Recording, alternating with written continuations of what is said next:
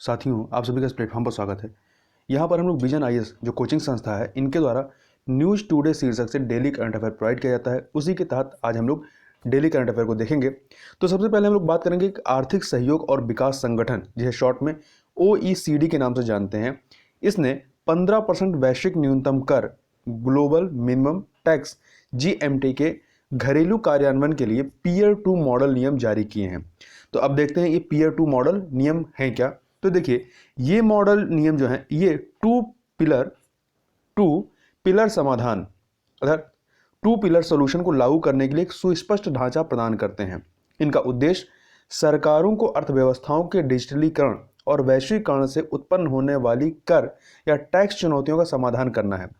ज्ञातव्य है कि वर्ष 2021 में भारत सहित 137 देशों द्वारा टू पिलर समाधान पर सहमत व्यक्त की गई थी। इसे आधार क्षरण एवं लाभ स्थानांतरण, जिसे इंग्लिश में base erosion and profit shifting या शॉर्ट में BEPS के नाम से जानते हैं, पर आर्थिक सहयोग और विकास संगठन अर्थात OECD और G20 द्वारा निर्मित समावेशी ढांचे के तहत अपनाया गया था।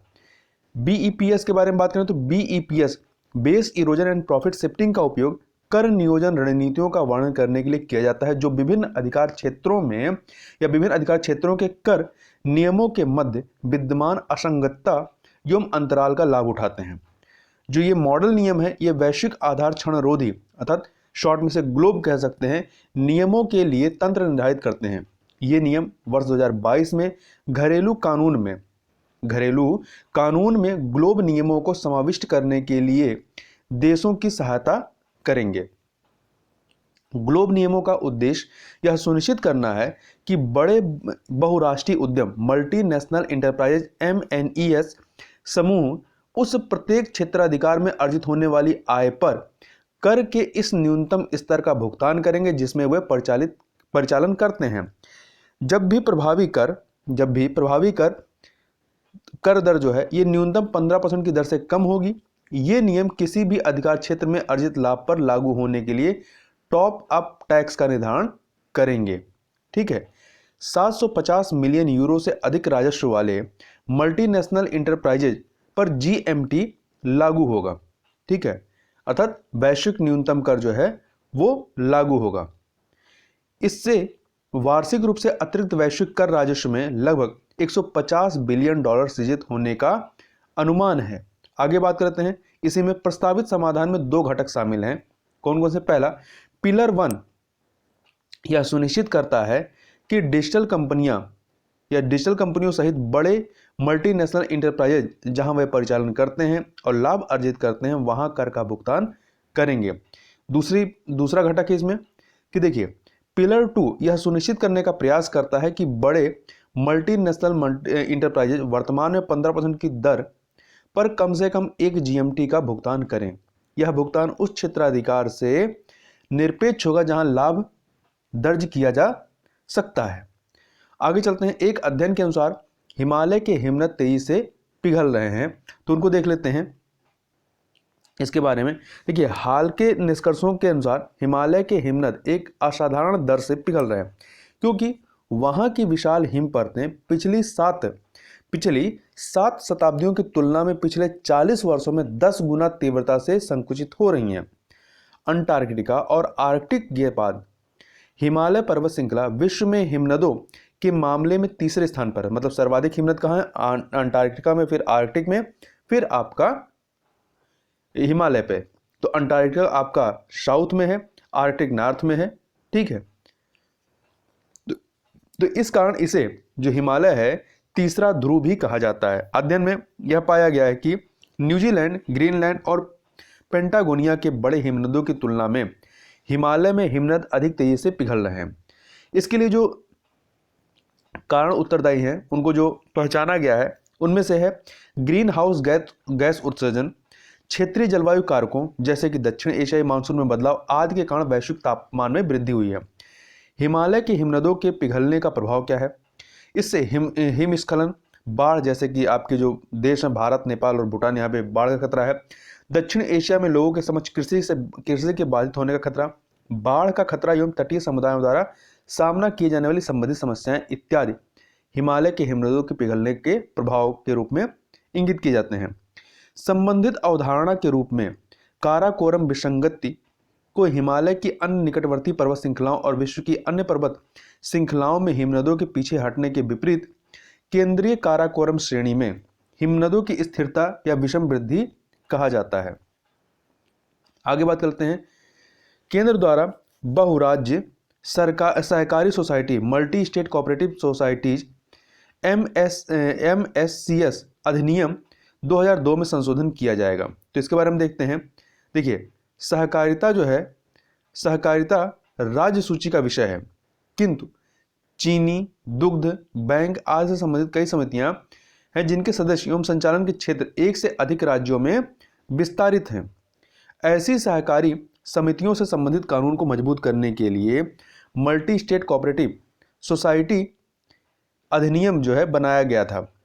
उनके निदेशक मंडल में उन सभी राज्यों का प्रतिनिधित्व होता है जिनमें वे कार्य करते हैं। इन समितियों का प्रशासनिक और वित्तीय नियंत्रण केंद्रीय रजिस्ट्रार के पास होता है, इसलिए राज्य सरकार का कोई भी अधिकारी इन पर कोई नियंत्रण नहीं रख सकता है। इस कानून के लागू होने के बाद से अब तक ऐसी 1479 सोसाइटियों को पंजीकृत किया जा चुका है, जिनमें से 9 का पंजीकरण रद्द भी किया गया है। महाराष्ट्र में इन जो बहुराज्य सहकारी सोसाइटियां हैं, इनकी सर्वाधिक संख्या महाराष्ट्र में है, दूसरे नंबर पे उत्तर प्रदेश और तीसरे पे दिल्ली आता है। ये जो बहुराज्य सहकारी सोसाइटी अधिनियम है, इससे जुड़े मुद्दों की बात करें तो पहला, पारदर्शिता सुनिश्चित करने के लिए दिन प्रतिदिन के सरकारी नियंत्रण और निगरानी एवं संतुलन का अभाव है। राज्य सहकारी समितियों के विपरीत जिन्हें राज्य रजिस्ट्रार के समक्ष अनेक रिपोर्ट प्रस्तुत करनी होती है, वहीं मल्टी स्टेट कोऑपरेटिव सोसाइटीज को इसकी आवश्यकता नहीं होती है। दूसरा पॉइंट जो मुद्दा है, राज्य स्तर पर कोई अधिकारी या कार्यालय नहीं होने के कारण जमीन स्तर पर बुनियादी ढांचे का अभाव है। साथ ही अधिकांश कार्य ऑनलाइन या पत्राचार के माध्यम से किए जा रहे हैं। इससे पूर्व बहुराज्य सहकारी सोसाइटी सहित सहकारी समितियों के कामकाज में पारदर्शिता और निष्पक्षता लाने के लिए सहकारिता मंत्रालय का गठन किया गया था। आगे चलते हैं, मध्यस्थता विधेयक 2021 को राज्यसभा में प्रस्तुत किया है, इसके बारे में बात करते हैं। तो प्रस्तुत विधेयक जो है मध्यस्थता अर्थात विशेष रूप से संस्थागत मध्यस्थता को बढ़ावा देने एवं उसे सुगम बनाने का प्रयास करता है। इसका उद्देश्य वाणिज्यिक या संबंधित अन्य किसी भी विवाद का समाधान करना और मध्यस्थता समझौते को लागू करना है। यह एक प्रभावी विवाद समाधान प्रक्रिया हेतु प्रतिबद्धता प्रकट करता है, जो देश में व्यवसाय करने में सुगमता में सुधार कर सकती हैं। विधेयक की मुख्य विशेषताएं क्या है? पहला है, भारत को घरेलू और अंतर्राष्ट्रीय मध्यस्थता के लिए एक सशक्त केंद्र के रूप में विकसित करने हेतु भारतीय मध्यस्थता परिषद की स्थापना करना। दूसरा, किसी भी न्यायालय या न्यायाधिकरण में कोई मुकदमा या कार्रवाई दायर करने से पहले अनिवार्य मुकदमा पूर्व मध्यस्थता और समझौता। तीसरा, मध्यस्थता प्रक्रिया के किसी भी चरण में आयोजित ऑनलाइन मध्यस्थता को उचित मान्यता प्रदान करना। और चौथा, यह किसी भी क्षेत्र या इलाके के निवासियों या परिवारों के बीच शांति, सद्भाव और सामंजस्य को प्रभावित करने वाले किसी भी विवाद के लिए सामुदायिक मध्यस्थता का प्रावधान करता है तथा मध्यस्थता प्रक्रिया को पूरा करने के लिए 180 दिनों की अवधि या अधिकतम और 180 दिनों तक 180 दिनों की अवधि होती है मध्यस्थता प्रक्रिया पूरा करने की, और कुछ सिचुएशन में यह अधिकतम 180 दिन और बढ़ाया जा सकता है। तो ये निर्धारित की गई है टाइमलाइन इसकी। मध्यस्थता को बढ़ावा देने, उसे सुविधाजनक बनाने और प्रोत्साहन के लिए मध्यस्थता कोष की स्थापना करना, ये कुछ जो है इसके विशेषताएं हैं। वर्तमान में मध्यस्थता के वैकल्पिक विवाद समाधान ADR तंत्र के विभिन्न पहलुओं को नियंत्रित करने वाला कोई व्यापक कानून नहीं है, यद्यपि विभिन्न मौजूदा कानूनों में उल्लेखित किए गए हैं। यहाँ पे कुछ की हम बात कर लेते हैं मध्यस्थता की। तो इसमें है वैकल्पिक विवाद समाधान ADR। वैकल्पिक विवाद समाधान या ADR न्यायालय के बाहर विवादों का समाधान करने के किसी भी माध्यम को संदर्भित करता है। ADR में आमतौर पर प्रारंभिक तटस्थ मूल्यांकन, वार्ता, सुलह, मध्यस्थता और माध्यस्थम शामिल है। माध्यस्थम आर्बिट्रेशन क्या है? तो माध्यस्थम एक ऐसी प्रक्रिया है जिसके अंतर्गत एक या एक से अधिक मध्यस्थों द्वारा विवाद में शामिल पक्षों के मध्य समझौता कराया जाता है। विवाद पर मध्यस्थों द्वारा लिए गए निर्णय बाध्यकारी होते हैं। तीसरा है सुलह। सुलह है कॉन्सिलिएशन। सुलह एक स्वैच्छिक, लचीली, गोपनीय और हित आधारित प्रक्रिया है। इसके उपयोग से पक्ष सुलहकर्ता के रूप में ज्ञात, तटस्थ तृतीय पक्ष की सहायता से एक सौहार्दपूर्ण विवाद समाधान तक पहुंचने का प्रयास करते हैं। एक बार जब वे तैयार हो जाते हैं तब विवादित पक्ष सुलहकर्ता से उन्हें एक गैर बाध्यकारी निपटान प्रस्ताव प्रदान करने के लिए कहते हैं। मध्यस्थता मीडिएशन मध्यस्थता एक ऐसी प्रक्रिया है जिसमें एक तटस्थ मध्यस्थ जो है पक्षों को उनके विवाद के पारस्परिक रूप से संतोषजनक समाधान तक पहुंचने में मदद करता है। समझौता तब एक लागू करने योग्य अनुबंध में दर्ज किया जाता है। सिद्धांत के रूप में एक मध्यस्थ को किसी भी गैर बाध्यकारी समाधान निर्णय से बचना होगा। आगे चलते हैं, आगे बात कर लेते हैं कि भारत की उच्च लॉजिस्टिक लागत को कम करने के लिए वेयर हाउसिंग नीति पर विचार किया जा रहा है। तो सरकार एक वेयर हाउसिंग नीति प्रस्तुत करने की योजना बना रही है। यह सार्वजनिक निजी भागीदारी के माध्यम से विशेष वेयर हाउसिंग क्षेत्र विकसित करने के लिए रोडमैप तैयार करेगी। ये वेयर हाउसिंग क्षेत्र उचित भंडारण सुविधाओं से युक्त होंगे। इन्हें शहर की सीमा के भीतर यातायात की भीड़ से बचने के लिए प्रमुख शहरों के बाहरी इलाके में स्थापित किया जाएगा। इसका उद्देश्य देश में परिवहन और लॉजिस्टिक लागत को कम करने में सहायता करना है। भारत में लॉजिस्टिक लागत सकल घरेलू उत्पाद के 14 से 16% के उच्च स्तर पर बनी हुई है। यह चीन में सकल घरेलू उत्पाद के 8 से 10% और अमेरिका में 9 से 10% है। प्रमुख चुनौतियां क्या है इस क्षेत्र में? तो बुनियादी ढांचे में अंतराल, खंडित कानूनी और विनियामक परिवेश, असंबद्ध सूचना प्रौद्योगिकी प्रणाली, सड़क परिवहन पर अत्यधिक निर्भरता, कुशल कार्यबल की कमी, आपूर्ति श्रृंखलाओं का कम पूर्वानुमेय होना आदि। लॉजिस्टिक प्रणाली में सुधार के लिए जो उपाय किए गए उनकी बात करें तो पहला है लॉजिस्टिक क्षेत्र को अवसंरचना का दर्जा प्रदान करना, इंफ्रास्ट्रक्चर का दर्जा प्रदान करना। इससे निर्यातकों को प्रतिस्पर्धी दरों पर और दीर्घकालिक आधार पर ऋण प्रदान करने में सुविधा प्राप्त होगी। दूसरा, राष्ट्रीय लॉजिस्टिक नीति जारी होने के अंतिम चरण में है। तीसरा, देश में विभिन्न आर्थिक क्षेत्रों को मल्टी मॉडल कनेक्टिविटी प्रदान करने के लिए पीएम गति शक्ति राष्ट्रीय मास्टर प्लान लागू किया जा रहा है और देश भर में 35 मल्टी मॉडल लॉजिस्टिक पार्क विकसित किए जाएंगे। आगे चलते हैं परिसीमन आयोग के बारे में। तो परिसीमन आयोग ने जम्मू के 6 और कश्मीर घाटी के लिए एक अतिरिक्त सीट का प्रस्ताव रखा है। देखिए, अगस्त 2019 में केंद्र ने अनुच्छेद 370 को निरस्त करने तथा जम्मू और कश्मीर के विशेष दर्जे को रद्द करने के बाद जम्मू कश्मीर पुनर्गठन अधिनियम 2019 के तहत परिसीमन आयोग की स्थापना की थी। यदि प्रस्ताव को मंजूरी दी जाती है तो जम्मू कश्मीर में विधानसभा की कुल सीटें जो पहले 83 थी वो बढ़कर के 90 हो जाएंगी, मतलब 7 सीटें बढ़ाई गई हैं।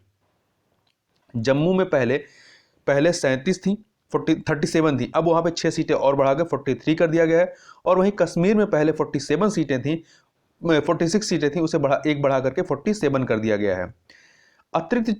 इसके अलावा जो अतिरिक्त 24 सीटें पाकिस्तान के नियंत्रण वाले कश्मीर पीओके पाक ऑक्यूपाइड कश्मीर के लिए आरक्षित करने का प्रस्ताव है।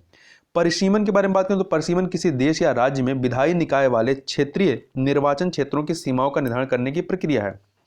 यह एक उच्च शक्ति प्राप्त निकाय को सौंपा गया है जिसे परिसीमन आयोग या सीमा आयोग के रूप में जाना जाता है।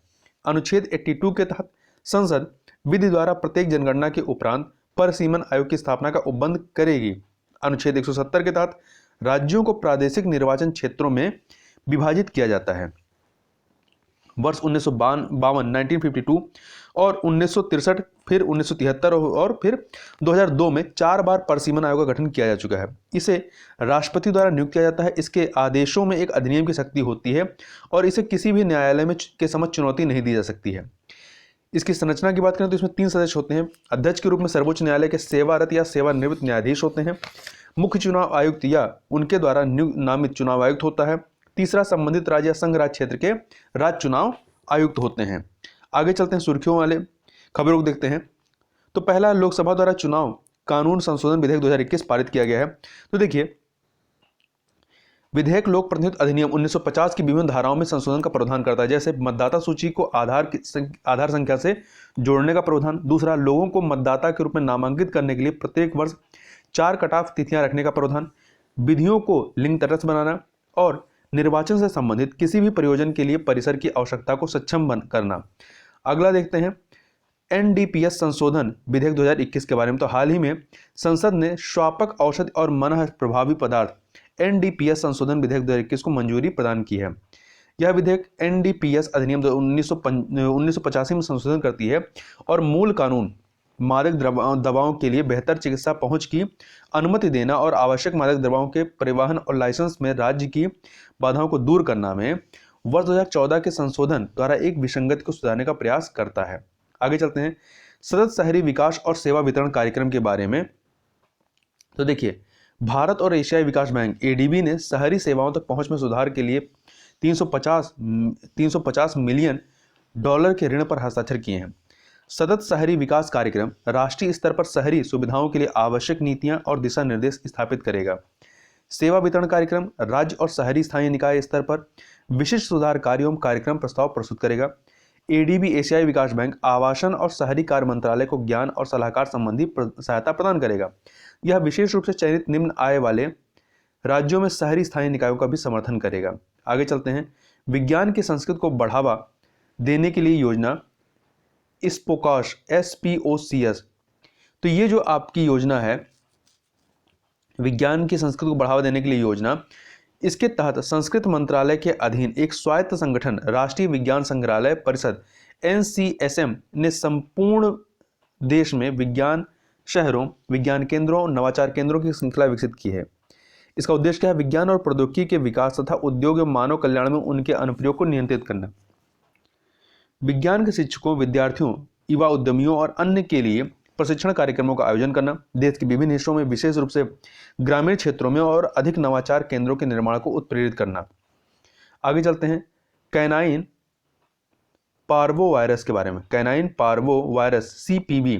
देखिए, अमरावती शहर में पालतू और आवारा कुत्ते इस CPV अर्थात कैनाइन पार्वो वायरस से प्रभावित हुए हैं। यह एक अत्यधिक संक्रामक वायरल रोग है जो कुत्ते के बच्चों और कुत्तों के लिए भी प्राणघातक हो सकता है। यह एक संक्रमित कुत्ते के सीधे संपर्क में आने या किसी दूषित वस्तु के अप्रत्यक्ष संपर्क से फैलता है। पार्वो वायरस का कोई इलाज नहीं है। कुत्तों का टीकाकरण ही इस वायरस के संक्रमण से बचा सकता है। पार्वो वायरस P19 केवल मनुष्यों को संक्रमित करता है। आगे चलते हैं, अगला है किलर रोबोट के बारे में। तो संयुक्त राष्ट्र का एक सम्मेलन जो है युद्ध के मैदान पर किलर रोबोट्स के उपयोग को विनियमित करने में विफल रहा है। किलर रोबोट में ऐसी मशीनें शामिल होती हैं जो बिना किसी मानवीय भागीदारी के अपने निर्णय ले सकती हैं। सामूहिक रूप से ये हथियार घातक स्वायत्त हथियार प्रणालियों के अंतर्गत आते हैं। इनमें बम, कुत्ते जैसे रोबोट आदि शामिल हो सकते हैं। इनमें जो है किलर रोबोट में ड्रोन शामिल नहीं होते क्योंकि ये पायलटों द्वारा दूर से मानव युक्त होते हैं। लाभ क्या होगा इसका? इसके द्वारा युद्ध के मैदान में मानव सैनिकों की संख्या को कम करने में मदद मिलेगी जिन्हें अक्सर अधिक कुशल माना जाता है। ये रोबोट ऐसे इलाकों को आसानी से पार कर सकते हैं जो मनुष्य के लिए पार करने में कठिन हो सकते हैं आदि। आगे देखते हैं S-400 वायु रक्षा प्रणाली के बारे में। तो भारत ने चीन व पाकिस्तान दोनों की ओर से हवाई खतरों से निपटने के लिए पंजाब सेक्टर में इस तरह की पहली प्रणाली की तैनाती की है। देखिए, S-400 वायु रक्षा प्रणाली रूस की चौथी पीढ़ी की लंबी दूरी की सतह में मार करने वाली मिसाइल प्रणाली है। ठीक है, कैसी है? सतह से हवा में। यह एक स्तरित रक्षा प्रणाली बनाने के लिए 3 प्रकार की मिसाइलों को दागने में सक्षम है। यह प्रणाली 4 अलग अलग मिसाइलों से लैस है। यह शत्रु के विमानों, बैलिस्टिक मिसाइलों और airborne warning and control system विमानों को 400 किलोमीटर, 250 किलोमीटर, मध्यम दूरी के 120 किलोमीटर और कम दूरी के 40 किलोमीटर तक मार कर सकती है। यह 9 से 10 सेकंड की प्रतिक्रिया समय में एक बार में 80 लक्ष्य को निशाना बना सकती है। आगे बात करते हैं निकेल के बारे में। तो निकोमेट के अधिग्रहण के साथ वेदांता भारत में निकेल का एकमात्र उत्पादक बन गया है। निकेल के बारे में बात करें तो यह एक श्वेत चांदी जैसे रंग की कठोर आघातवर्धनी और तन्य धातु है। यह एक सामरिक महत्व का खनिज है। इसका उपयोग स्टेनलेस स्टील और इलेक्ट्रॉनिक वाहनों के लिए बैटरी के निर्माण में होता है। इसके गुण में देखें तो इसमें उच्च विद्युत और तापीय चालकता, ऑक्सीकरण एवं जंग के विरुद्ध प्रतियोगिता होती है। आगे बात करते हैं घड़ियाल की। तो हाल ही में पंजाब में विलुप्त हो रही घड़ियाल प्रजाति को बचाने के उद्देश्य ब्यास संरक्षण रिजर्व में एक पुनः अधिवास करवाया जा रहा है। आयुष्यन में इसकी स्थिति देखें तो यह क्रिटिकली इंडेंजर्ड के तहत आता है। जो रेड लिस्ट होती है उसमें यह क्रिटिकली इंडेंजर्ड में है। यह मगरमच्छ की एक प्रजाति है। ठीक है, भारत में पाए जाने वाले अन्य प्रकारों में कौन सा है? एक तो मगरमच्छ है ये वाला। मगरमच्छ और खारे पानी का मगरमच्छ। प्रमुख खतरे क्या हैं इसके? तो अधिवास स्थान में परिवर्तन, शिकारों की उपलब्धता का ह्रास, शरीर के अंगों के उपयोग के लिए अवैध शिकार आदि। अगला है चिली, कि चिली के बारे में बात करें, इसकी राजधानी सैंटियागो है। क्यों चर्चा में आया? हाल ही में गैब्रियल बोरिक चिली के अब तक के सबसे कम आयु के राष्ट्रपति बने हैं। राजनीतिक सीमाएं की बात करें तो यह आप मैप में यहां पे देख भी सकते हैं बगल में, यह उत्तर में पेरू और बोलिविया, पूर्व में अर्जेंटीना तथा पश्चिम में प्रशांत महासागर से घिरा है। भौगोलिक विशेषताएं बताएं तो विश्व का सबसे लंबा और सबसे संकीर्ण भूमि वाला देश है यह। एंडीज रेंज महत्वपूर्ण भूप्रदेश है तथा सबसे लंबी नदी लोवा है तथा सबसे ऊंचा पर्वत माउंट ट्रोनाडोर है। आटाकामा मरुस्थल पृथ्वी पर सबसे शुष्क क्षेत्रों में से एक है। केप हॉर्न उच्च पवनों और अस्थिर लहरों के लिए जाना जाता है। ये दक्षिण अमेरिका का जो केप हॉर्न है, दक्षिण अमेरिका का सबसे दक्षिणी छोर है। तो इस प्रकार से इस वीडियो में बस इतना ही। मिलते हैं नेक्स्ट वीडियो में, तब तक के लिए बहुत बहुत धन्यवाद।